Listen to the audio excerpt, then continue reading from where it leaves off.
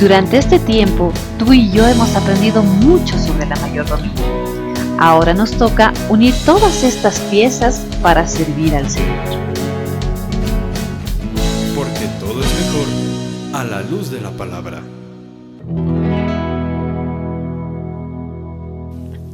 Algo que a mi esposa y a mí nos gusta ver es cuando nuestros hijos se sientan a jugar con los Legos. Es interesante ver cómo vacían las piezas y comienzan a separarlas y son simplemente eso, piezas. Y después de un momento comienzan a unirlas y a darle forma y terminan armando casas, animales, personas y todo va tomando forma. Después de que todo esto se arma y se pone en conjunto, es algo muy lindo con lo que ellos pueden jugar. Hoy vamos a llegar a eso. Yo creo que necesitamos conectar y engranar todo lo que como creyentes hemos ido viendo a lo largo de estas 10 semanas hacia atrás. Vimos varios tipos de mayordomía en la cual nosotros debemos vivir una vida como creyentes. Hemos visto cómo funciona cada una de ellas, qué es lo que Dios nos da y cómo Dios nos pide que la llevemos adelante.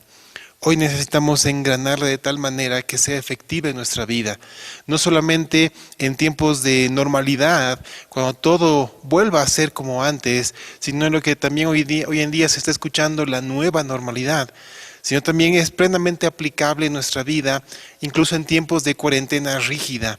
En todo tiempo, todo lo que vimos es una realidad de nuestra vida. Es una realidad para nosotros, es aplicable y es algo que va a traer bendición a nosotros. Y no solamente a nosotros, sino a nuestra familia en general. Y nos va a ayudar a guiarnos de acuerdo a la voluntad de Dios, de acuerdo a lo que Él quiere para nosotros. Y vamos a poder salir adelante y poder llegar al fin que Dios quiere para nosotros. El propósito para hoy es muy sencillo. Que podamos comprender cuál es nuestra identidad como hijos de Dios respecto a las mayordomías. Y junto con eso también que podamos comprender cuál es nuestra misión como buenos y fieles mayordomos de todo lo que el Señor nos ha dado. Hemos comprendido perfectamente que Dios es el dueño de absolutamente todo lo que vemos y lo que no vemos. Y Él nos los ha entregado para que nosotros tengamos una administración conforme a su palabra de todo esto. Así que hoy vamos a cerrar todo este ciclo de las mayordomías. Y lo vamos a hacer a través de una de las parábolas más interesantes al respecto. Por favor, acompáñenme con sus Biblias a el Evangelio según Mateo, capítulo 25, versículos 14 en adelante. Mateo 25, 14 en adelante. Dice la palabra de Dios. Porque el reino de los cielos es como un hombre que yéndose lejos llamó a sus siervos y les entregó sus bienes. A uno dio 5 talentos, y a otro 2, y a otro 1. A cada uno conforme a su capacidad, y luego se fue lejos. Y el que había recibido 5 talentos fue y negoció con ellos, y ganó otros 5 talentos. Asimismo, el que había recibido 2, ganó también otros 2, pero el que había recibido 1 fue y cavó en la tierra y escondió el dinero de su señor. Después de mucho tiempo vino el señor de aquellos siervos y arregló cuentas con ellos. Y llegando el que había recibido 5 talentos, trajo otros 5 talentos diciendo, Señor, 5 talentos me entregaste, aquí tienes, he ganado otros 5 talentos sobre ellos. Y su señor le dijo, bien, buen siervo y fiel, sobre poco has sido fiel, sobre mucho te pondré, entra en el gozo de tu señor. Llegando también el que había recibido 2 talentos, dijo, Señor, 2 talentos me entregaste, aquí tienes, he ganado otros 2 talentos sobre ellos. Su señor le dijo, bien, buen siervo y fiel, sobre poco has sido fiel, sobre mucho te pondré, entra en el gozo de tu señor. Pero llegando también el que había recibido 1 talento, dijo, Señor, te conocía que eres hombre duro, que ciegas donde no sembraste y recoges donde no esparciste. Por lo cual tuve miedo y fui y escondí tu talento en la tierra. Aquí tienes lo que es tuyo. Respondiendo su señor, le dijo: siervo malo y negligente, ¿sabías que ciego donde no sembré y que recojo donde no esparcí? Por tanto, debías haber dado mi dinero a los banqueros, y al venir yo hubiera recibido lo que es mío con los intereses. Quitadle pues el talento y dadlo al que tiene 10 talentos, porque el que tiene le será dado y tendrá más, y al que no tiene, aún lo que tiene le será quitado. Y al siervo inútil echadle en la tiniebla de afuera, allí será el lloro y el crujir de dientes. Esta es una parábola que el Señor lo dio de manera escatológica, es decir, refiriéndose a los últimos tiempos, es decir, al momento de la gran tribulación, pero tiene una hermosa aplicación para la iglesia en este tiempo. Vamos a entrar no a la exposición de esta parábola, pero sí vamos a ir interpretando y aplicando a la vida de los creyentes desde el punto de vista de las mayordomías. Dios mediante, en otra oportunidad vamos a poder exponer esta parábola paso a paso y comprenderla perfectamente. Pero hoy necesitamos saber qué es lo que Dios nos quiere decir a través de ella para nuestra vida como siervos fieles del Señor y como mayordomos de todo lo que Él nos ha dado. En los primeros versículos, la primera parte de esta parábola nos habla de cómo el dueño entrega y reparte sus bienes, una parte de sus bienes, entre 3 siervos. Y lo hace de acuerdo a la capacidad que ellos tenían. Entonces, cada uno tenía diferentes capacidades y a cada uno se le entrega en diferentes medidas para que administre algo entregado por este Señor. Es importante que aclaremos que cuando estamos hablando de la palabra talentos, no estamos hablando de lo que hoy en día conocemos como nuestras capacidades intelectuales o aptitudes que podamos tener en diferentes áreas, como vimos en otra mayordomía. Estamos hablando de una unidad de medida económica en los tiempos de Jesús. Y me explico, porque en ese tiempo, en el tiempo de Jesús, lo que se conocía como talento era una medida económica, es decir, un talento equivalía a 6,000 denarios. El denario era una moneda que se usaba en ese tiempo, que era lo que circulaba comúnmente. Y un denario equivalía al salario de un jornalero, es decir, un jornalero después de un día de trabajo recibía un denario como paga. Entonces, podemos ver que el dueño entregó una cantidad bastante importante a cada uno de los siervos para que sea administrada. Vamos a ver más o menos cuántos recibieron o cuántos recibirían si estuviéramos en la economía de este tiempo. A ver, al que recibió 5 talentos, en realidad le fue entregado 30,000 denarios, es decir, el pago de 30,000 días. Lo que para nosotros en este tiempo más o menos equivaldría a $431,000 americanos. Imagínense, casi $500,000. ¿Qué harían ustedes con $431,000 entregados por una persona? Bueno, el que recibió 2 talentos, en realidad recibió $172,400 al tipo de cambio de hoy, más o menos, lo que equivaldría a este tiempo. Y el que recibió un solo talento, le fue entregado algo parecido a los $86,200. Entonces vemos que son cantidades bastante elevadas. Son cantidades que pueden ser utilizadas de distinta manera. ¿Y quién no quisiera recibir esa cantidad de dinero para poder negociar y salir adelante y prosperar y multiplicar este monto? Bueno, ahí tenemos la idea de cuánto recibieron estos siervos. Y hacemos esta conversión para tener una idea de qué es lo que tenían ellos en sus manos, conforme a sus capacidades personales. Entonces su Señor vio en cada uno de ellos qué capacidades tenían y cuánto podían ellos manejar. Y les fue encomendado eso. Y vemos que inmediatamente ellos comenzaron a hacer algo. Entonces el que recibió mayor cantidad de talentos de parte del dueño comenzó su labor encomendada, es decir, comenzó a negociar con ellos. De igual manera el que recibió 2, pero el que recibió un solo talento, En lugar de hacer lo que le correspondía como le había encomendado su señor, cavó un agujero en la tierra, enterró lo que le fue entregado y lo cubrió para que nadie lo pudiera ver. Por ningún motivo podemos creer que el simple hecho de haber recibido un solo talento, es decir, una sola medida en ese tiempo, es una excusa para no hacerlo crecer. Alguien podría decir, claro, a mí me dan solamente uno y a otros le dan 5. Ese no es un pretexto, porque lo que el Señor vio era la capacidad que cada uno tenía y en base a esa capacidad Él le entregó la responsabilidad acorde a lo que cada uno tenía, a lo que cada uno podía manejar y podía administrar de manera correcta. El que recibió 5 fue porque así el Señor lo veía y también fue por la soberanía del Señor. Pero aquel que recibió un solo talento fue y lo escondió. Entonces lo que esta acción nos está mostrando es que simplemente no tenía ningún interés por las cosas de su Señor. No le interesaba eso.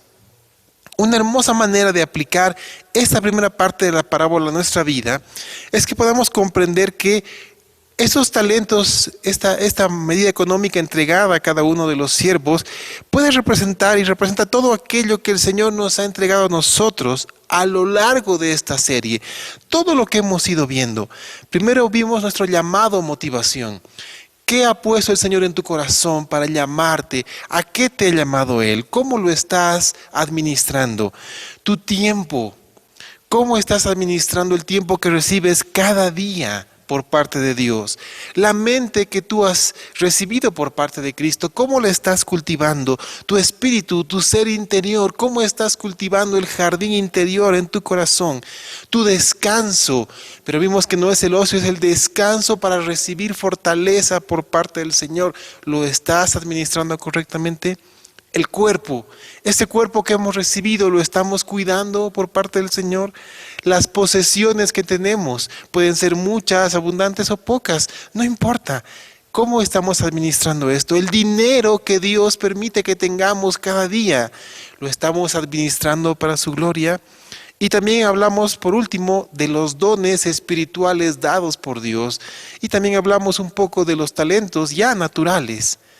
¿Cómo estamos viviendo con todo esto que hemos recibido por parte del Señor? Si te das cuenta, no es poco. Cada uno ha recibido una gran cantidad de cosas, de situaciones, de circunstancias por parte de Dios. Cada uno de acorde a su capacidad de administrarlo.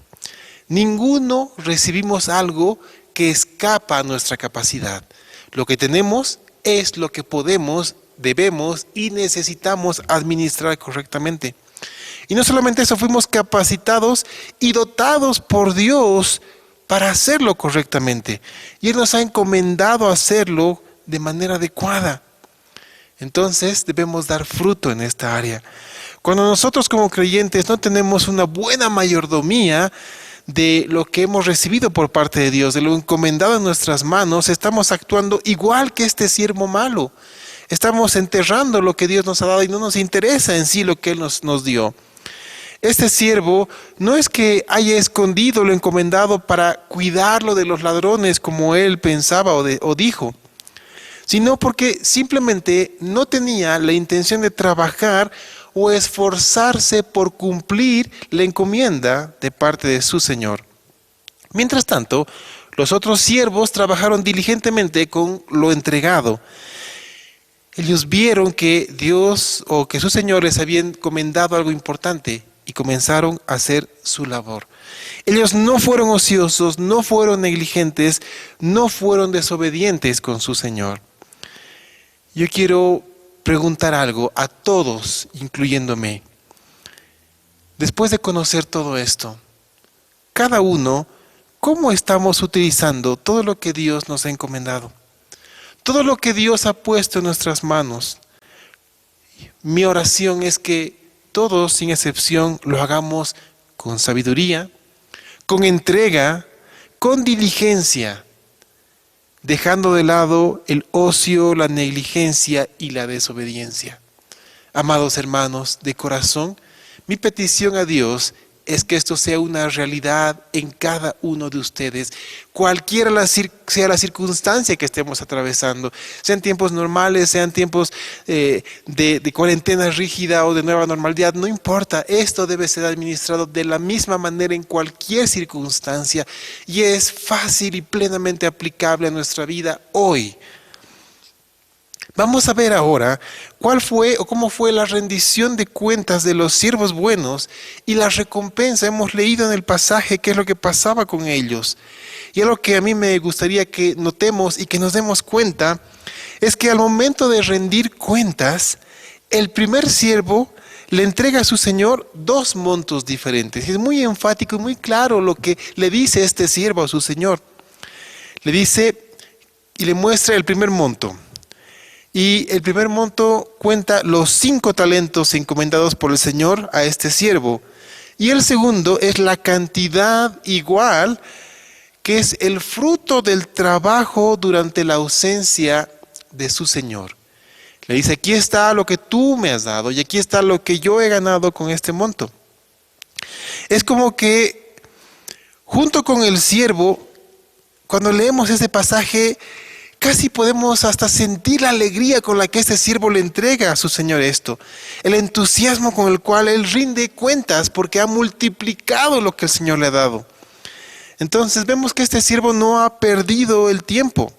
Este siervo ha trabajado diligentemente en el tiempo que el dueño no estuvo presente. Y lo mismo pasó con el siervo que recibió 2 talentos.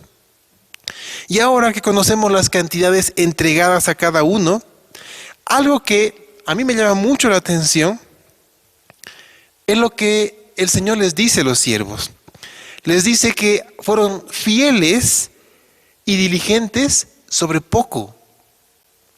Bueno, yo no sé ustedes, pero para mí, personalmente, incluso hasta la cantidad de los 2 talentos, que son $172,400, no es poco. Para mí es una cantidad muy grande y elevada. Imagínense los $431,000. Fue una conversión rápida. Es posible, muy probable que esa cantidad sea mayor en este tiempo. Pero para que tengamos una idea de lo que recibieron, esos serían los montos. Para mí no es poco. Pero me llama la atención que el Señor les diga, sobre poco has sido fiel. Cuando nos damos cuenta de esto, entendemos que el dueño de la parábola representa a nuestro Señor Jesucristo, al dueño, creador y sustentador de todo lo que existe. Entonces, al ser el dueño de todo, Él tiene en abundancia de manera eterna e infinita muchas riquezas. Y ahí podemos entender que para alguien que es dueño de todo, darle esa cantidad en verdad es algo poco. Por ejemplo, vamos a ver un ejemplo para entender correctamente esto. ¿Cuántos años puede entregarnos el Señor? Bueno, así sean 50, 60, 70, 80, son una cantidad muy grande e importante de años. Pero ¿qué es esto comparado con la eternidad de Dios? Otro ejemplo que puedo darles es el tema del dinero. ¿Cuánto dinero podemos recibir diariamente nosotros para administrarlo, para todo lo que hemos visto? Pero ¿qué es esto comparado con todas las riquezas que le pertenecen al Señor? Así es como entendemos que para Él en verdad es poco y que Él nos da eso poco para Dios para que lo administremos correctamente. Si somos fieles, al igual que estos siervos, nos pondrá sobre lo mucho que Él tiene. Ahora, ¿estamos siendo fieles mayordomos de lo que Dios nos ha entregado en esta vida? A nuestros ojos, sea poco o mucho. Necesitamos serlo. Más aún sabiendo que lo poco que administremos en este mundo es muy pequeño en comparación a lo que el Señor nos dará en el tiempo de la eternidad. Necesitamos ser fieles con lo que el Señor nos ha entregado en este tiempo, en este momento. Veamos ahora rápidamente acerca de la rendición de cuentas del siervo malo y la recompensa que éste tuvo. Algo que es importante que tengamos claro es que Dios no pide a nadie o no da a nadie una mayor responsabilidad de la que ya le ha sido encomendada. El Señor nos conoce perfectamente y Él entrega en nuestras manos lo que sabe que podemos administrar, lo que sabe que podemos llevar adelante. Él no nos va a dar más de lo que en verdad podemos administrar. Entonces Dios nos pedirá cuentas de lo que nos ha sido dado única y exclusivamente a nosotros. Por ese motivo no tenemos razón de fijar nuestros ojos en los demás, en lo que los demás tienen o no, pues el Señor a su tiempo va a pedir cuentas a cada uno de nosotros. Este siervo infiel no solamente habla con su Señor de una manera arrogante y dura, sino que incluso para justificarse a sí mismo, llega a acusar a su Señor de ser alguien duro, es decir, alguien severo. Y es una acusación bastante fuerte. Algo que sorprende es que este siervo hace una afirmación. Él dice conocer a su Señor, pero su supuesto conocimiento es completamente diferente a la realidad. Saben, hoy en día esta situación no es diferente. Digo esto porque generalmente la gente que no conoce a Dios, que no conoce a Jesucristo como Señor y Salvador, la que cosecha cosas malas porque obviamente ha sembrado de manera inadecuada, es la que termina acusando a Dios. Y dicen de Él mentiras. Dicen que Dios es alguien malo, que es alguien que no nos ama, que no ama a su creación y que castiga a las personas, cuando es otra completamente distinta la realidad. Yo he escuchado en este tiempo decir que Dios está castigando al mundo con esta pandemia, pero sabes, esto no es cierto. El pecado que entró a través de un hombre trajo como consecuencia toda la maldad que hoy vemos.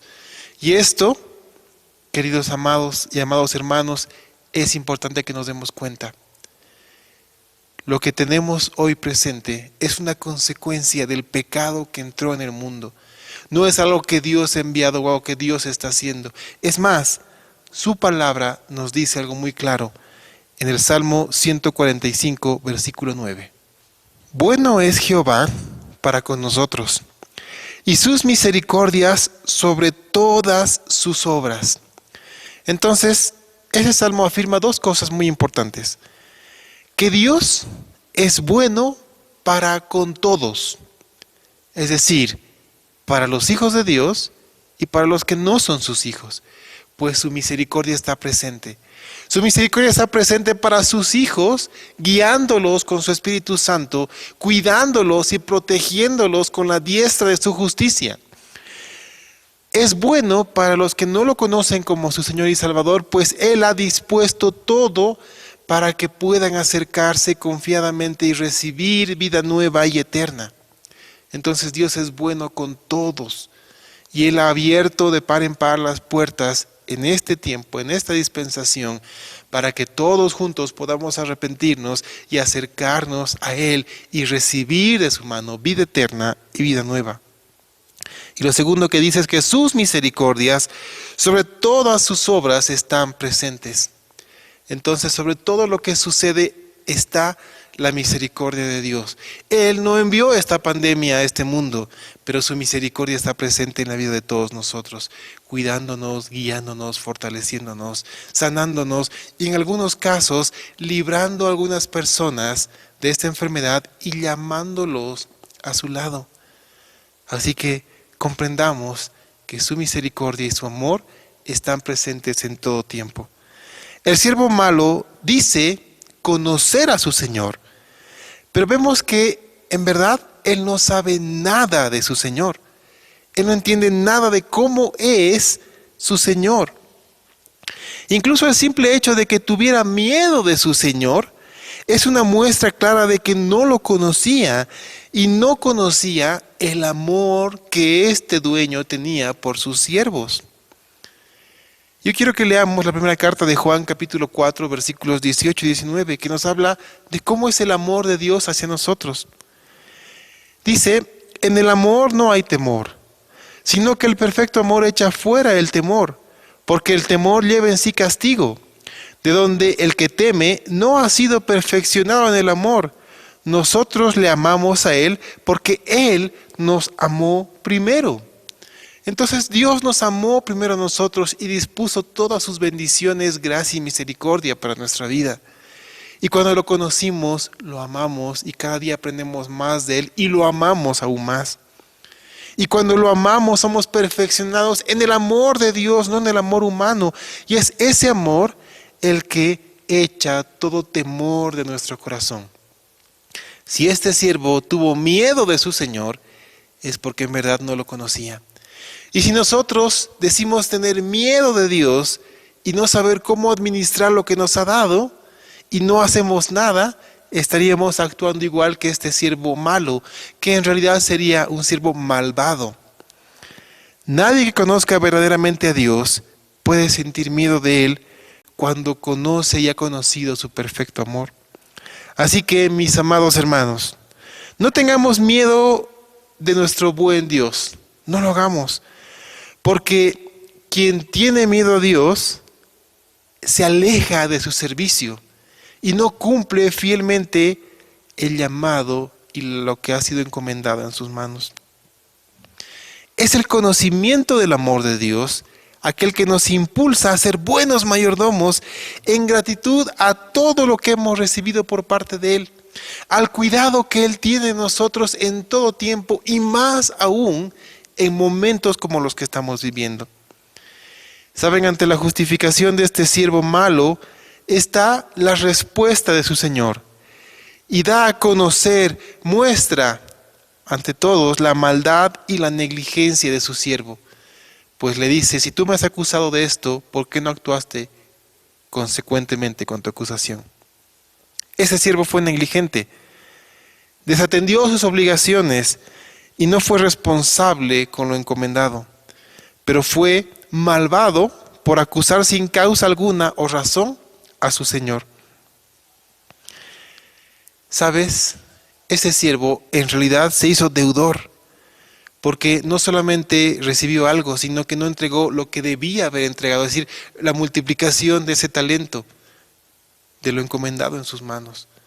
Nosotros todos los días recibimos algo por parte del Señor, tiempo, nuestro cuerpo y todo lo que hemos ido viendo. Necesitamos entregar a nuestro Señor para su gloria y para nuestra bendición, el fruto de lo encomendado todos los días. De esto aprendemos que el creyente que es fiel mayordomo de todo lo entregado por su Señor y utiliza de buena manera, por amor a su Señor, todo lo que le ha sido dado, y lo hace también con beneficio a sus hermanos, a las demás personas, es aquel que termina enriqueciéndose espiritualmente a sí mismo. Porque hay mucha mayor bendición y gracia en dar que en recibir. Por eso es que ese talento le fue quitado y le fue entregado al que tenía más talentos. Entonces aquel que administra mucho y de manera adecuada para el Señor y lo hace correctamente, se va enriqueciendo espiritualmente de tal manera que, como dice la palabra, sobreabunda para continuar bendiciendo a las demás personas.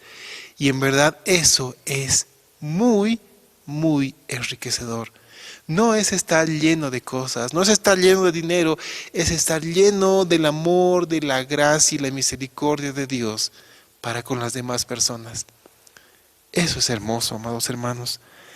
Lo mejor de todo es que a medida que perseveramos en esta manera de vivir, se nos da una mayor provisión de recursos para un servicio dedicado. Entonces, si estamos fieles en lo poco, el Señor nos va dando y aumentando cada vez más para que podamos administrarlo para su gloria, para bendecir a las personas, para sustentar nuestra vida, para sustentar a nuestra familia y salir adelante de manera correcta, adecuada y honrosa. En conclusión, amados hermanos, no solamente del tiempo de esta prédica, sino de esta hermosa serie que nos ha acompañado en este tiempo, esta parábola nos habla de dos cosas muy importantes acerca de todas las mayordomías.